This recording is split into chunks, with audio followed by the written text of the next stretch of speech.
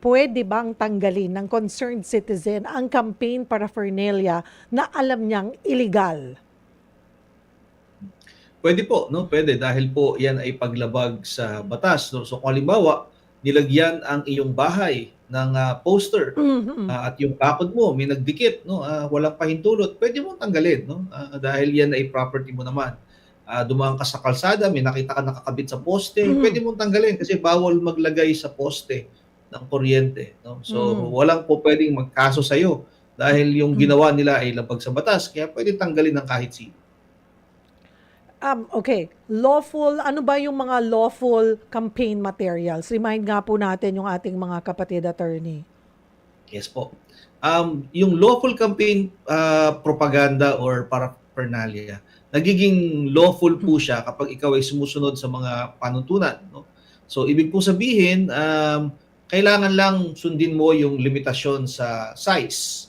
Halimbawa, ng material. So pag posters or tarpaulin, dapat ang size niya not exceeding 2 by 3, 2 by 3 feet. No? Mhm. Mga posters, no? Whether framed or posted na nakasabit lang. No? Kapag naman flyers, may size limitation din yan. No? Dapat hindi lalagpas sa 8.5 to 14 inches. Parang long bond paper.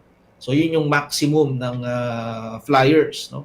At kung ikaw naman ay merong mga caucus or rallies, pwede kang maglagay ng mahabang streamer, 3 by 8 feet ang maximum. No?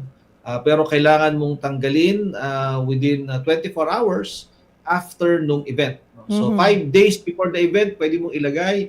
Pero within 24 hours after the event, kailangan tanggalin mo na doon sa lugar kung saan kayo nag-rally or nag-caucus or nagpa-meeting. No?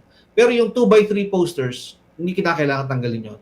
Sa lahat ng mga lihitimong lugar kung saan pwede kang maglagay noon. Ang tawag doon yung common poster areas. No?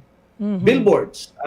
Pwede ka magpagawa ng billboard at dyan walang limitasyon yung size ng billboard pero may limitasyon ng period.